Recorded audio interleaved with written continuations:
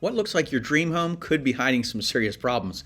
And if there are signs, you really need to know what to look for. And that's why I'm making this video. My name's Jerry Pinkas. I'm your real estate expert, and I'm here to help you to avoid those pitfalls that are costly. So without further ado, let's just jump in. Number one is the pre-inspection. Now, professional home inspection is really the best way to identify any potential red flags. But you don't want to rely on just that home inspector. Before scheduling this home inspector, make sure you take the time on your own to walk through during the showing. And this step is going to help you to spot some of the early warning signs. Now, you really want to start by paying attention to what you actually see and what you smell, because you might notice some scent of a air freshener that's really heavy or some candles. And sometimes people will use this stuff to hide bad smells like mold. So you want to look closer at the walls. You want to look closer at the ceilings, stains, spots, uneven paints, bubbling. Any of this stuff can mean that there's water damage, or water damage has happened at some time in the past, and they try to cover it up with paint or smell. Also, the rugs and the furniture are placed in strange spots throughout the house. That might be a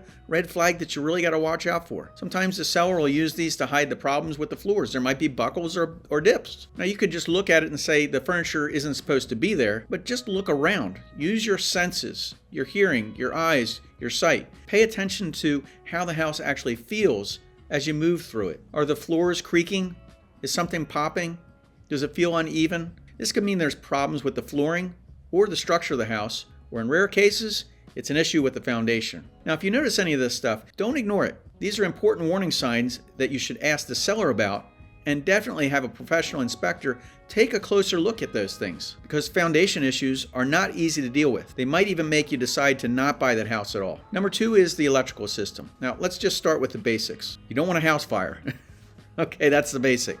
But if the lights are dim or they're flickering, it might be not just a bad light bulb. You just don't want to assume anything like that. So if one light is flickering, or when you turn a switch on or off, you hear some crackling or popping, it might be just a problem with that light fixture. But if the lights are flickering all over the house, that could mean there's a short somewhere else, and there's a problem with the main electrical box, or the system is overloaded. So ask the seller or the real estate agent if the light bulbs need to be changed or something else has happened recently that they know about. But if you see dim lights in many different places of the house, that could mean there's a bigger problem. Something's drawing that energy off.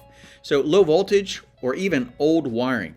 You want to have an electrician to really look at this so you can figure it out. Most houses won't have that problem, but the next problem is checking outlets. If you see small stains around the outlets, or it's some kind of a black or a gray or some kind of a smell, especially in older houses, even if they've just been painted, this is a warning. This is a red flag. So if you see a burn mark or smell something burnt, that's a big warning sign. This could mean that there's a short circuit, or the wires are getting too hot because there's faulty wiring, or there's too much electricity going through them. And this is something that really has to be fixed right away. So if the house is older, just ask the seller if it has something called aluminum wiring. These are the types of wiring that are old and can be a fire hazard. So if the electrical system hasn't been updated in many years, it's really a good idea to have a professional to check it out. And number three is test the plumbing. Just don't turn the pipes on and off. A good way to really check it is go throughout the house, turn on all the faucets, all the showers, flush all the toilets, one right after the other. You want to check that that water pressure is strong. If it's weak in one place,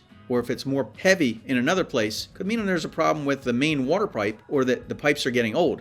It's not getting a consistent flow. You also want to listen. Listen for strange noises, like banging or knocking or clanging. This could mean that the pipes aren't held in place in the wall, and this might need to be adjusted. Take a closer look under the sinks and around the toilets. This is a common sign that you'll see leaks and wet spots, warped wood, and even water stains.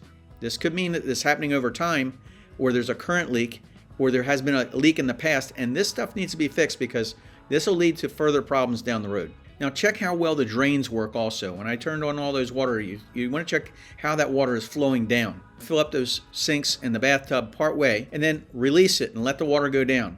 Now if it drains slowly, most of the time it's a simple clog, could be hair or something in there. But if it's bigger than that, it could be a plumbing problem. And especially if it's on a septic or a well. Because a lot of times older homes, which were built like in the 1900s or even before, or even recently, some of those have the galvanized steel pipes, and these pipes rust out from the inside out. So you really can't see what's going on the outside of that pipe. But this could slow down the water flow and even make it unsafe to drink that water. So replacing these pipes can be a big job, and it can cost you a lot of money. So you want to do something about this and make sure that you're aware of what's going on. Look, plumbing problems, they can be one of the most expensive things in a house. So if you see any of these signs that we just talked about, make sure you have a plumber to take a closer look at them. Number 4 is the HVAC system and the insulation. Now, let's talk about the HVAC system. This is a simple way to check to see if it's in working order. So you turn on the air conditioning, you let it run for about 5 or 10 minutes. Then grab a simple thermometer and check the temperature at the vent and where the cold air comes out, and also at the vent where the air goes back in. They shouldn't be the same number. If the system is working correctly, there should be a difference of about 20 to 22 degrees Fahrenheit between those two vents. Now, if the difference is much bigger or smaller than that, it could mean that there's a problem with the coolant or the system isn't working efficiently. So also pay attention to the temperature and how it feels when you walk in the house. If one room feels colder or hotter than the others do, that's a red flag. That system needs to be balanced, or there's something happening with constricting vents. It could also mean that there's a problem with the insulation or the ductwork itself, and the pipes that carry that duct work throughout the house, all the ventilation. You know, if you can't even stand near the vents and feel that airflow, or it's weak or uneven, this could mean something's blocking that airflow. Now, one thing you want to really make sure about the system is it's the right size for the house. So look for the label on that unit. Now, if you have some numbers, make sure you tell what tonnage it's showing you. For example, if it says 031, that means that it's a 2.5 ton unit. Now you can multiply this number by 500, and this will give you a rough idea of how many square feet it's supposed to cool. Now, if the system seems way too big or way too small for the house, this is going to waste a lot of energy, or it's going to struggle to keep the temps at a maintained level in the house. Number 5 is exterior issues. Now, the exterior, it's as important as the interior of the house. So check out the house and make sure you take a good look all the way around the outside. Look for cracks in the foundation. So if you see any cracks that go straight across, or cracks that look like a staircase, they're zigzag like that, or even big gaps in the foundation, those are serious warning signs. It could mean the house is settling unevenly, which could be a big structural problem.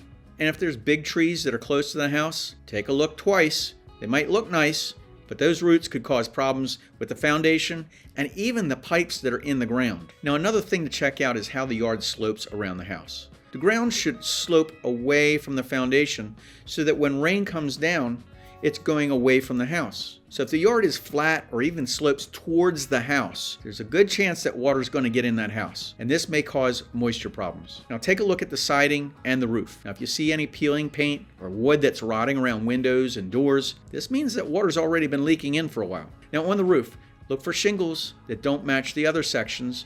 If they're sagging, they're cupped, or they're missing. This often means that someone did a quick fix, sometimes they didn't fix, and sometimes they could be even hiding damage underneath. Now, as a buyer of a home, the smartest thing you can do is stop and take a step back. Sounds crazy when you fall in love and you find that perfect place. But major red flags like foundation problems, widespread water damage, or even an outdated electrical system, they're not easy to deal with. They aren't easy fixes. And sometimes seller will lower the price just because they know about these problems and they want to get rid of that house. But if you see several red flags during your walkthrough or your inspection, watch out, buyer beware, be careful. You're taking on a big risk that could run into a real nightmare. Now, I've been in thousands and thousands of houses. We've showed properties to potential buyers, and we've gone in and we've seen some of these things. I just want you to be aware so that you're not getting average, you're getting way above average. Because if you find a lot of problems, it's okay to walk away. It is okay. Just remember, the right house is out there for you. The one that aligns with your budget. It doesn't leave you questioning every crack or every creak. It's just that you haven't found that one yet. So if you're thinking about buying or selling property in Myrtle Beach or anywhere else in the United States, my team is here to help you find your hidden gem and avoid those pitfalls that are costly. We have literally helped thousands and thousands of people move in the past 20 years, and we want to make sure you're getting all of your options, not just some of the options. So pick up the phone, give us a call. I know you have questions. We have answers. 843-839-9870. So if you found this video helpful, make sure you share it with somebody you know who could use it, and share your thoughts and comments. Put them in down below. I want to know what's going on with you. Are you looking for houses? Have you seen some of these disasters? Have you walked away? Have you gotten into one of those? Let me know. I really want to know. So until next video, stay happy, stay educated, and I'll talk to you soon. Take care, guys.